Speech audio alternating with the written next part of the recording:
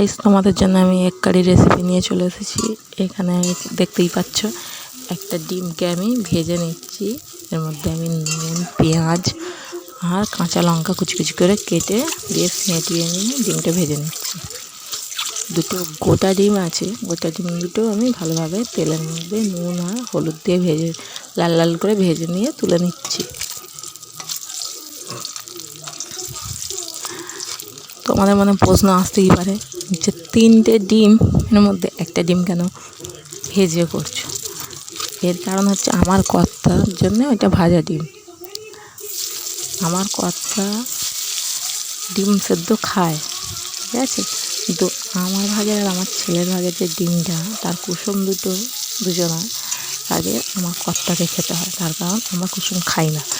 ওই তেলের মধ্যে আমি আলুটা লাল লাল করে ভেজে নিচ্ছি। গাইস দেখতে পাচ্ছ, ঘরে থাকা কিছু সামান্য উপকরণ দিয়ে আজকে আমি এক কারি তৈরি করে তোমাদের দেখাবো। এখানে গুঁড়ো মশলা নিয়ে নিয়েছি আমি, দেখতেই পাচ্ছ, হলুদ, ঝাল, গরম মশলা, কাশ্মীরি লঙ্কা, নুন আর ধনে গুঁড়ো। লাল লাল করে আলুটা ভাজা হয়ে গেছে, আমি তুলে নিয়েছি। এখানে দেখতে পাচ্ছ, তোমাদের দেখাচ্ছি। এখানে বেটে রাখা পেঁয়াজ, রসুন, আদা। আমি আর আজকে কিছু মশলা ব্যবহার করছি না, কিছু সামান্য মশলা দিয়েই তোমাদের একটা অসাধারণ রান্না করে দেখাবো। এখানে টমেটো কষিয়ে নিয়েছি আর কিছুটা ধনেপাতা নিয়েছি। কড়াইয়ের মধ্যে আর কিছুটা তেল দিয়ে বেটে রাখা পেঁয়াজটা আমি দিয়ে দিলাম। বেটে রাখা পেঁয়াজটা দেওয়ার পর ঠেকরাবে, ফটফট করে চারিদিকে পড়বে। ভয় পাওয়ার কিছু কারণ নেই। আস্তে আস্তে ওটা শান্ত হয়ে যাবে। ওর মধ্যে আমি বেটে রাখা রসুনটা দিয়ে দিলাম। গ্যাসের ফ্লেমটা একটু আস্তে করে দেবে। রসুন আর পেঁয়াজটাও ভাজা ভাজা হয়ে গেলে ওর মধ্যে আমি আদা বাটাটাও অ্যাড করে দেব। দেখতেই পাচ্ছ, মশলা থেকে তেল ছাড়তে আরম্ভ করে দিয়েছে। এরকমভাবে এক কারি করলে আমার ছেলে আর কর্তা খুব ভালোবাসে। কেটে রাখা টমেটোটা ওর মধ্যে আমি দিয়ে দিলাম, দিয়ে ভালোভাবে নেড়ে চেড়ে কষিয়ে নিচ্ছি যতক্ষণ না টমেটোটা নরম হয়ে যায়। এইবার আমি গুঁড়ো মশলাগুলো ওর মধ্যে অ্যাড করে দিচ্ছি। গাইস তোমরা দেখতেই পাচ্ছ, যেই বাটিটার মধ্যে নিয়েছিলাম ওইটা একটু জল ছিল বলে মশলাটার মধ্যে ধরে নিয়েছে। ওই মশলার বাটিতে জল দিয়ে ধুয়ে আমি এই বাটিটাতে নিয়ে নিয়েছি। মশলাতে আমি জলটা দিয়ে দিচ্ছি, কারণ বেশি ভাজা ভাজা হয়ে গেলে তেতো হয়ে যায়। ভালোভাবে মশলাটা আর একবার জল দিয়ে কষিয়ে নিচ্ছি। কালারটা দেখো গাইস, কত সুন্দর হয়েছে। টমেটোগুলো সেদ্ধ হয়ে গেছে, ভালোভাবে টমেটোগুলোর মধ্যে মিশিয়ে নিচ্ছি।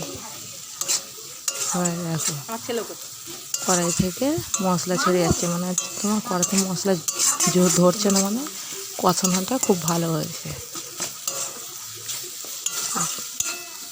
খুব সুন্দর একটা গন্ধ বার হচ্ছে গাইস। এরকম মশলাটার কালারটা দেখো গাইস, কত সুন্দর হয়েছে। আর মশলাটাও ভালোভাবে ভাজা হয়ে গেছে। এর মধ্যে আমি এবারে আলুটা তুলে দেব।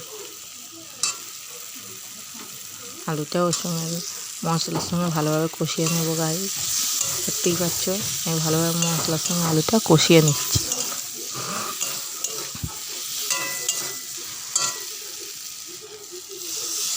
মশলার যে জলটা ছিল তার সঙ্গে দিয়ে দিলাম। গাইস দেখতেই পাচ্ছ, এইবারে ভালোভাবে কষিয়ে নিয়ে এর মধ্যে আমি পরিমাণ মতন জল অ্যাড করব। কত সুন্দর হয়েছে দেখাচ্ছি, দেখো তোমাদেরকে। এইবারে দেখে নাও। এবারে ভেজে রাখা ডিমটা ওর মধ্যে দিয়ে ভালোভাবে নেড়ে চেড়ে পরিমাণ মতন জলটা দিয়ে দিচ্ছি।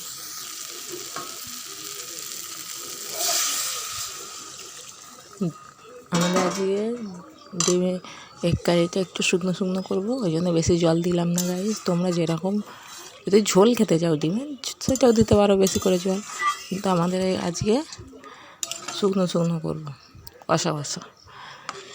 গাইস দেখতেই পাচ্ছ, আমি ডিমগুলোকে ভালোভাবে মশলার মধ্যে ডুবিয়ে ডুবিয়ে দিচ্ছি জলের মধ্যে।